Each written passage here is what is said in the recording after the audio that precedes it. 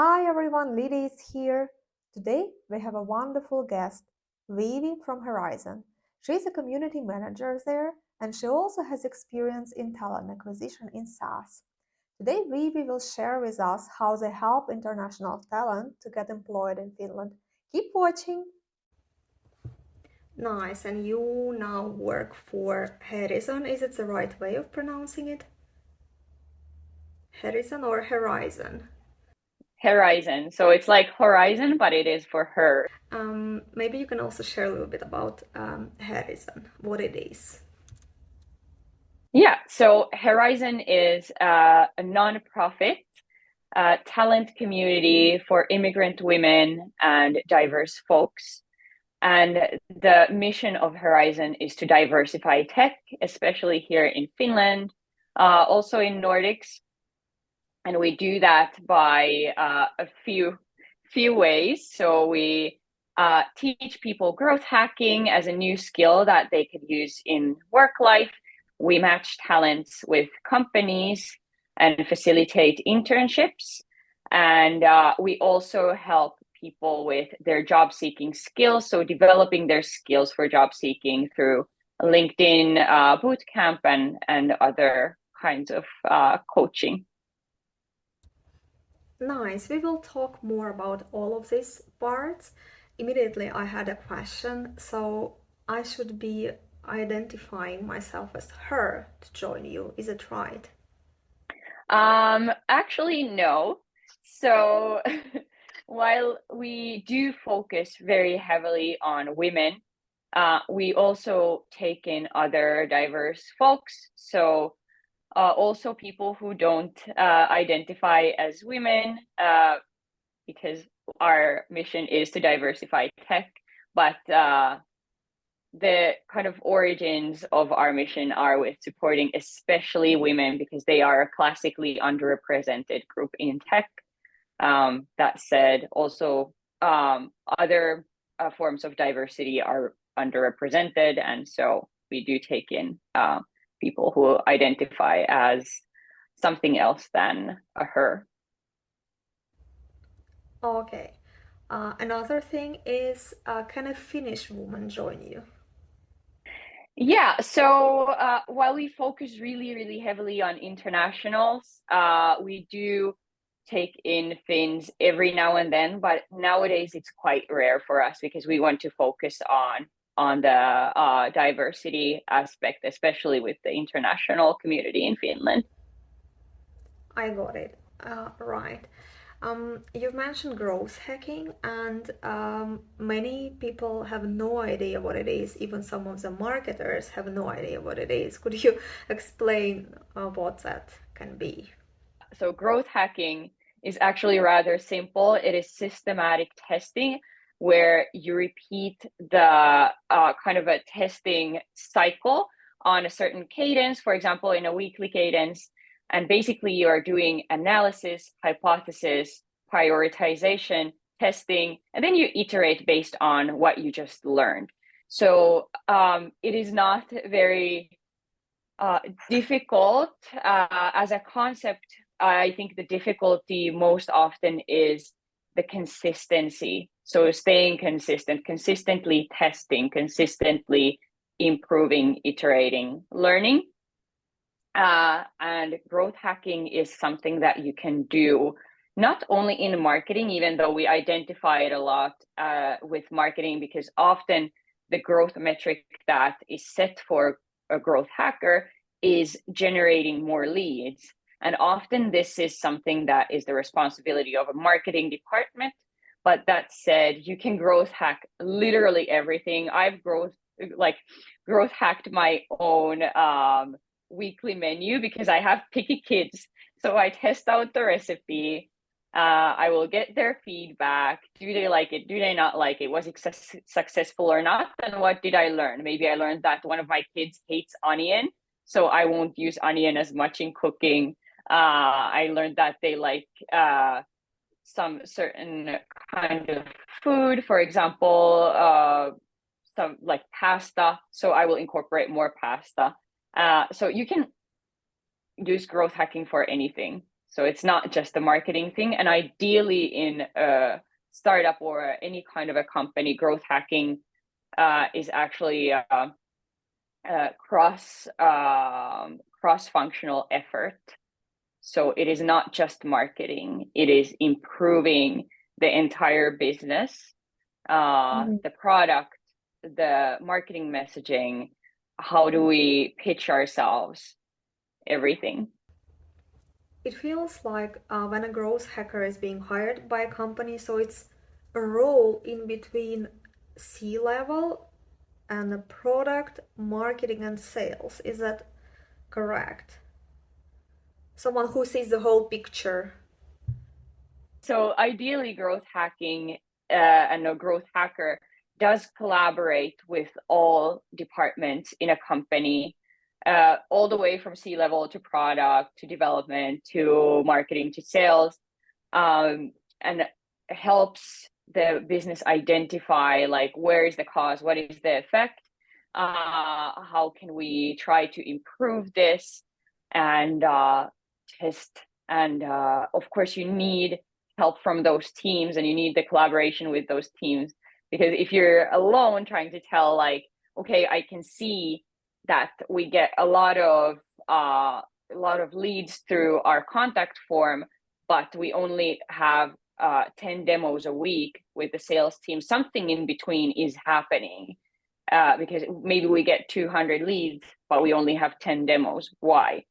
So then you need to collaborate with the sales team to identify what is happening, to test new solutions to address that bottleneck. Right. I'm a marketer myself, and I started seeing growth hacking roles just recently, a few years, I would say. So it's a pretty new thing.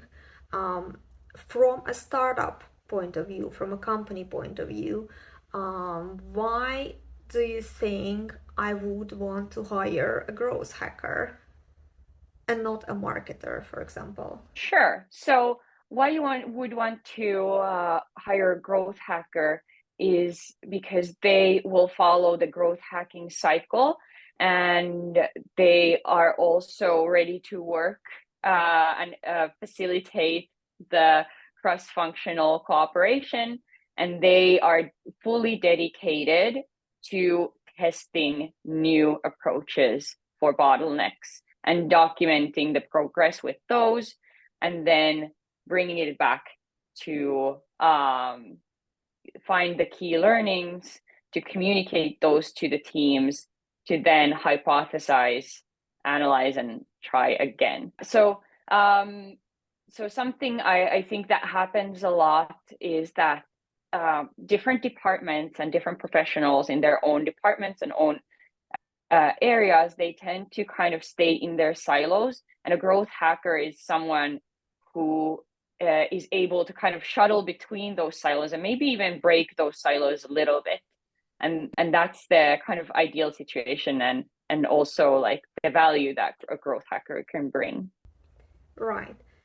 If someone wants to join your community, should they be interested in growth hacking first of all, or can anyone join as a copywriter or as a salesperson? Do you evaluate somehow people who want to join you? We do evaluate, but it isn't about marketing. So we take in people from all kinds of backgrounds and support them with their job search. Having some digital skills are preferred, since we mainly partner up with tech companies and startups. If we think about the internship, but you don't have to be a marketer, and you don't even have to become a growth hacker.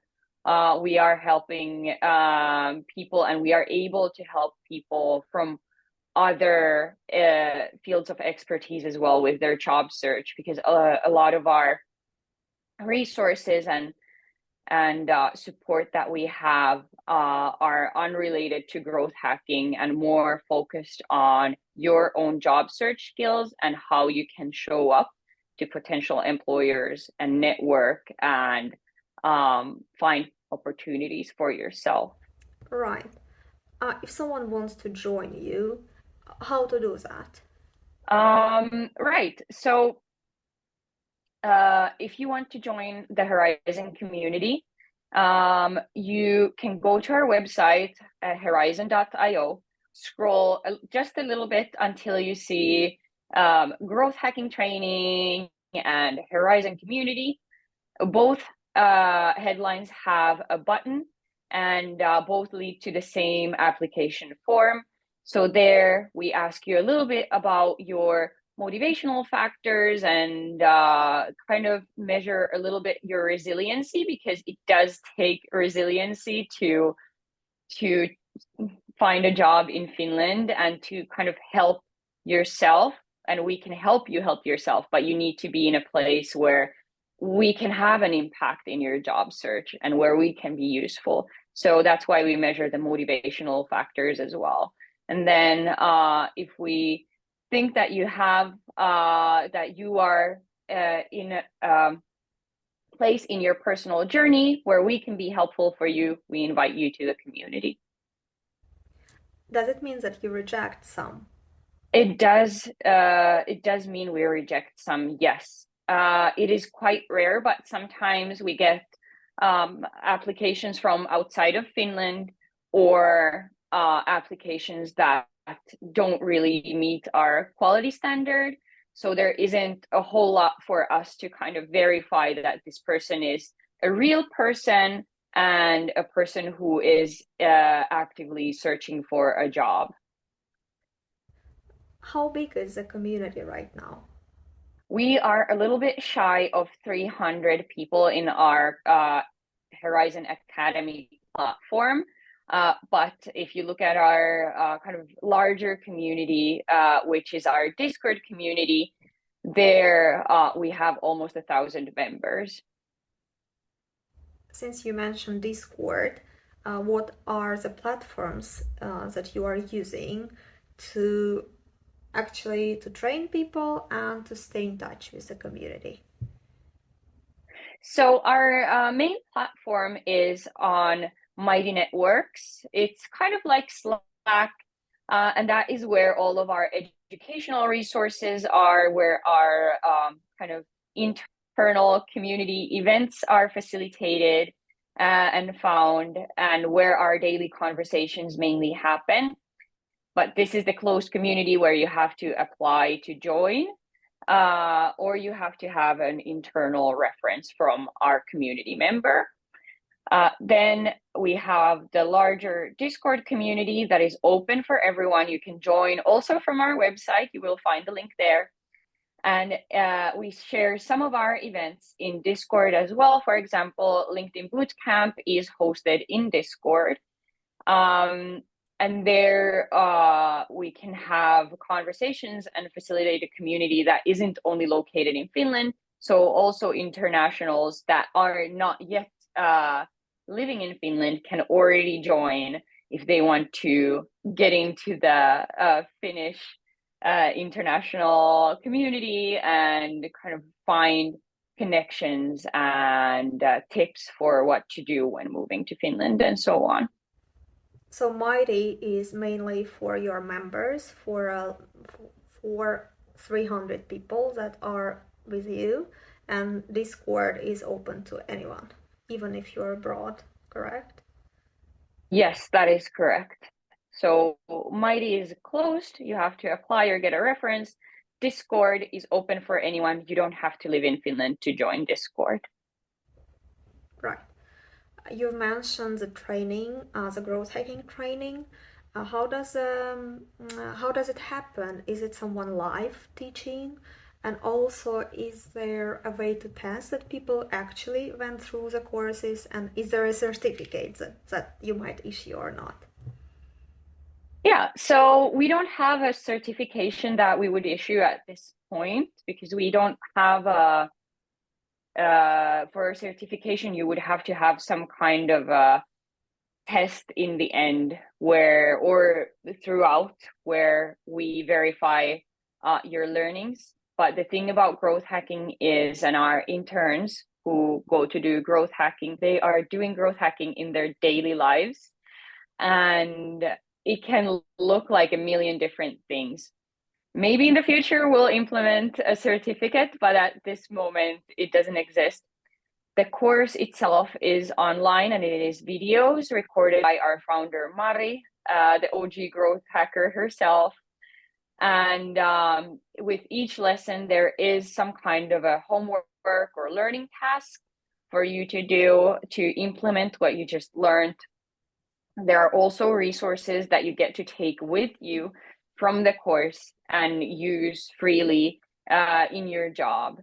And so we don't really verify if people have completed the course. Of course, well, Mighty Networks does facilitate some features where we can check how many lessons you've taken. So we can do that if we want to, but usually we don't. We trust people's motivation and that they are, if they want to do the growth hacking thing, that they are serious and accountable for themselves about it. So we very much operate on trust. And of course, if you do get a growth hacking internship, then I believe that it is in your best interest to refer back to the materials and kind of reminisce what you had learned previously. I now spend a lot of time studying the Finnish culture, working culture especially, and one word pops up everywhere at all times is trust. Like you said, it's different from many other cultures. Here, no one is babysitting you, and you are trusted that you are capable to do the things for your own good, in a way. That was an interesting finding from my side. Yeah, I find that Finland is a very high trust culture. We very much trust that things work a certain way, and we trust that we are being good to each other. In business life, it can be a little bit of a two-edged sword. On one hand, you have lots of trust in you doing your job. And then like the flip side of that is that you are expected to be very much what they call a self-starter and proactively ask for help and for resources if you need them. So for some people, this might be a bit of a burden if they didn't grow up in this kind of environment where you have to be very proactive. For example, cultures that are very keen on hierarchy, because Finland is a very low hierarchy environment. Yeah, I can relate to that as well. I understand that pretty well. Coming back to the internship process, also how does it look like, and how do you connect people with startups? Is it a paid internship, and for how long is that? All these questions, if you could cover.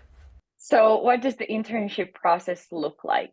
So myself and my colleagues are always on the lookout for new partner companies. We check in with our existing partner companies to understand whether there is room for a new talent to join the team.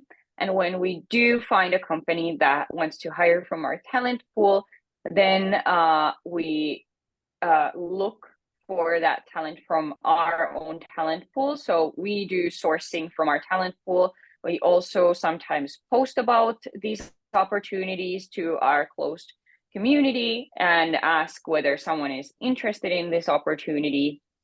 Then depending on whether we know you well already or not, we might have kind of a pre-screening interview, just like 15 minutes to half an hour of getting to know you, your strengths, and the value that you could bring to this company. Then we intro the profiles to the startup, and they get to choose whoever they want to meet. And that is where we kind of hand things off to the company. So we facilitate the introductions, we connect the people with the company, and then the company has a recruitment process for the person that they were interested in. And the internships are paid. We don't work with companies that do not pay for internships. So our minimum requirement for an internship is 2 months at 1,200 euros a month. And if and when, hopefully, the company is happy with their intern and they want to keep them as a part of their team, we ask them to provide them with a contract that is obviously longer than the 2 months, hopefully a permanent one, and also to increase their salary to the market standard. So the 1,200 per month is only for the internship period of 2 months.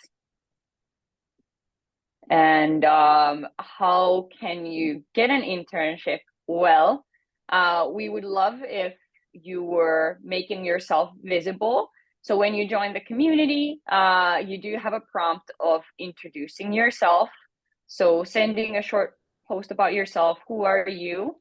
There is also a link in our onboarding flow where you can book a session with me, a one-on-one session where we go over your LinkedIn profile. We work on it if needed, and I get to know you and your strengths and your skill sets and what you would preferably be looking for.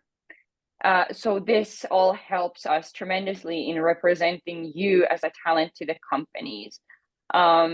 So in the worst case scenario, you join, but we have no idea who you are and you don't take part in events and don't give us too much of yourself. And so we have a difficult time representing you. In the ideal case, you join the community, maybe some events, at least book a call with me or my colleague Merika Isla, Yes. and we get to know you and we start representing you to the companies that we work with. Amazing. That's just amazing. I also read that you have a 90% hire rate. The question I had in my mind, wow, that's incredible. So does it mean that out of 300 people that you now have, 90% will be hired thanks to you? So this is actually something we are pivoting right now, because when we started as strictly growth hacking internship, and the 90% comes from how many of the growth hackers who got employed with us stayed employed. So that's what it meant. And now we have opened our doors for talents that will probably never do growth hacking as well, because we want to kind of shift gears from just growth hacking to sort of to diversifying tech, but also for this kind of societal impact. So now that we've opened our doors and our services for people who will probably never become growth hackers in the first place, we are starting to track jobs facilitated by us.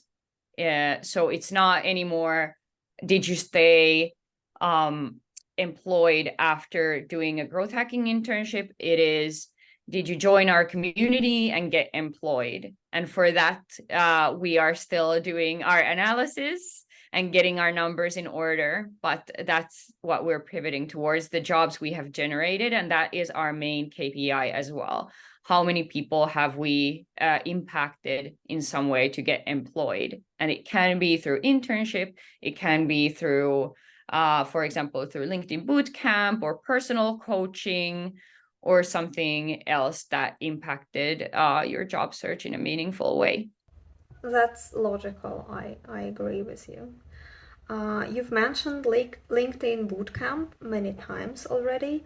What is that? I can, of course, from the name, I can guess that you help people to improve their LinkedIn profiles.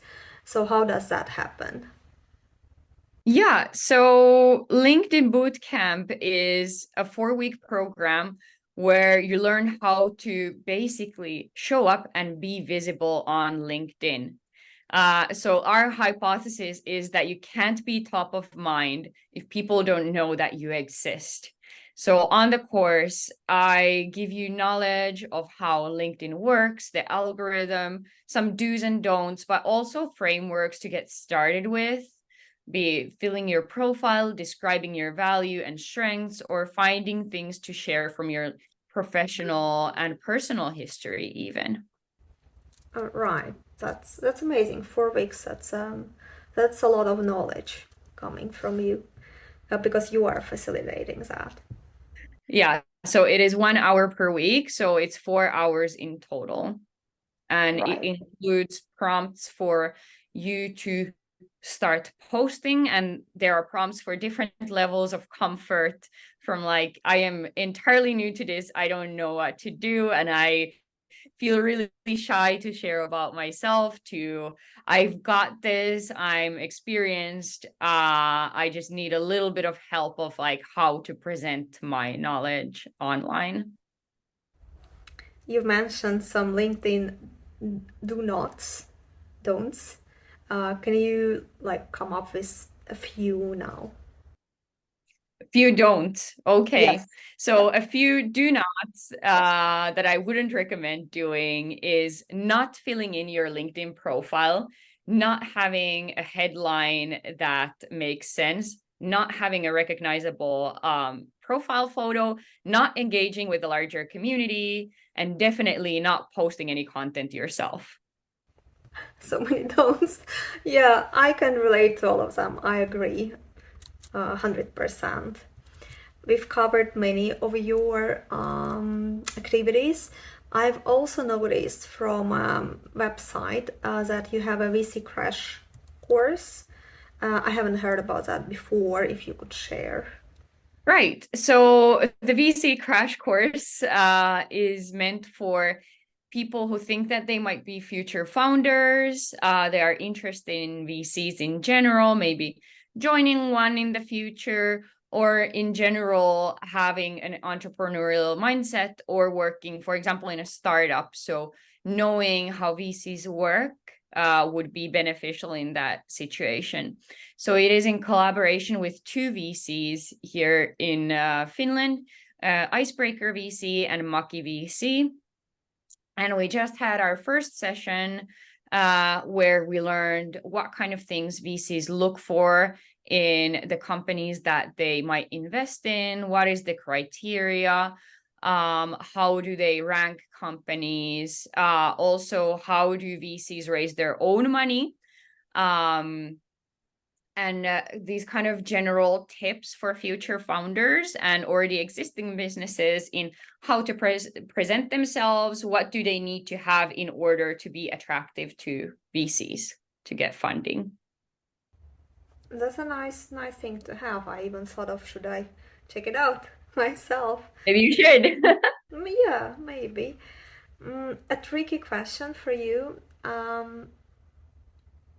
Many ask, how do nonprofits function financially in Finland? So how can you survive being a nonprofit?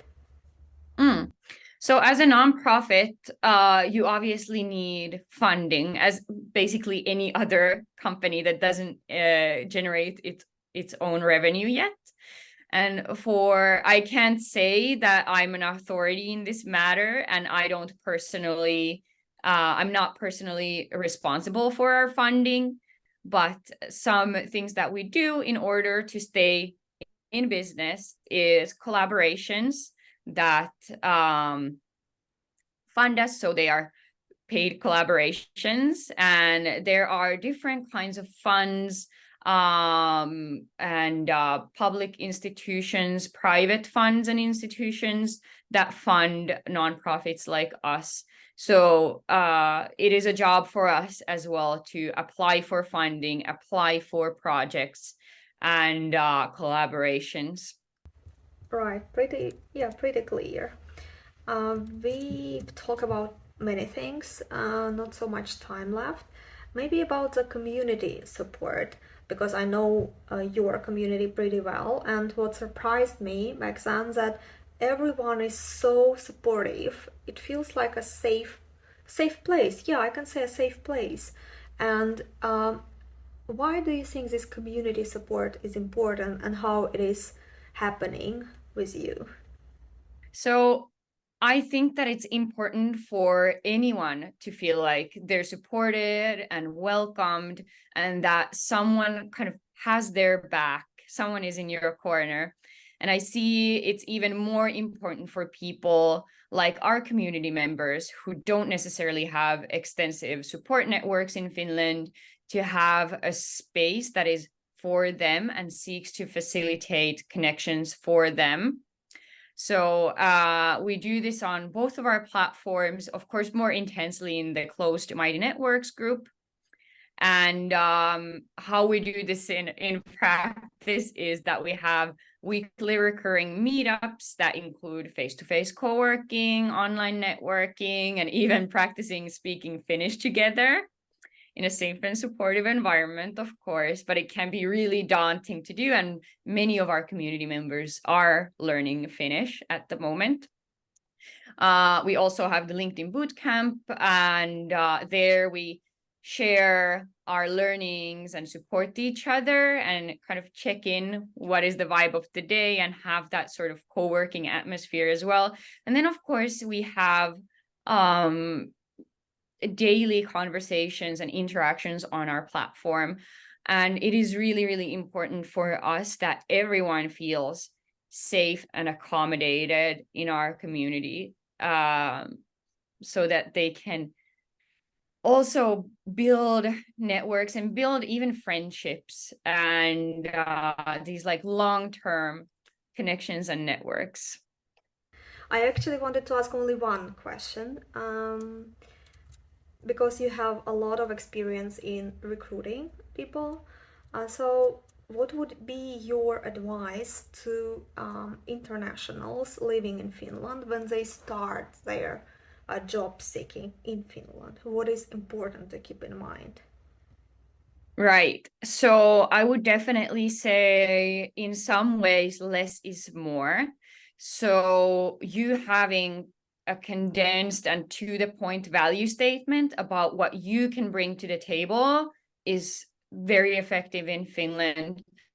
I see that we have different kinds of cultures, of course, globally, and maybe elsewhere it's better to have more of like kind of demonstrate more and describe more what you have done. But in Finland, it's very effective to be very to the point, like what is the value that I can bring? How can I do, or how have I done something? How have I made this value happen? So Finns are very practical. So being practical about your achievements and your value is definitely something to do here. And be honest. Finns are very honest, sometimes to a fault, but be direct and honest and open. Of course, you don't have to elaborate on personal matters or stuff like that, but I think honesty is always very much appreciated here. Personal space, I guess Finns are very much experts in this, having a lot of space for ourselves and respecting each other's personal space, and punctuality as well. So Finland is a very punctual place, and I've been even surprised to hear from previously, for example, from colleagues that were coming to Finland from somewhere else to visit, and they were surprised to find out that public transport goes on time. So punctuality is huge here. So those are some of the like cultural aspects that I think are kind of key things in Finland. But like how I would apply this to job search is try to be to the point with the value you can bring and that you have created previously. Be punctual, so show up on time if you have a meeting or an interview, and be honest and transparent about your experiences and about yourself. You don't have to mention very, very personal stuff. But like if you're being asked about something, did you do this or did you do this? Then be honest about it. And then you can always still elaborate on your motivation or what you're doing to learn something, even if you don't have something that an interviewer is asking you. So if I ask you, do you know Google Data Studio, or have you used Google Data Studio before in this role? then you can say, oh, no, I actually have not used it in a professional setting, but it's something that I'm learning right now with the online course, or I know Power BI and I believe that my skills in Power BI are transferable to Google Data Studio, or I'm confident I can learn it. Or no, I have not used in a professional setting, but for this role, I am very much willing and motivated to learn to use it. So be honest, and then just add whatever motivation you have to show why, like what you can do to kind of patch up that potentially missing skill. I love it. I just really love it. I agree with every single thing that you've said. Viivi, thank you a lot. Thanks for your time.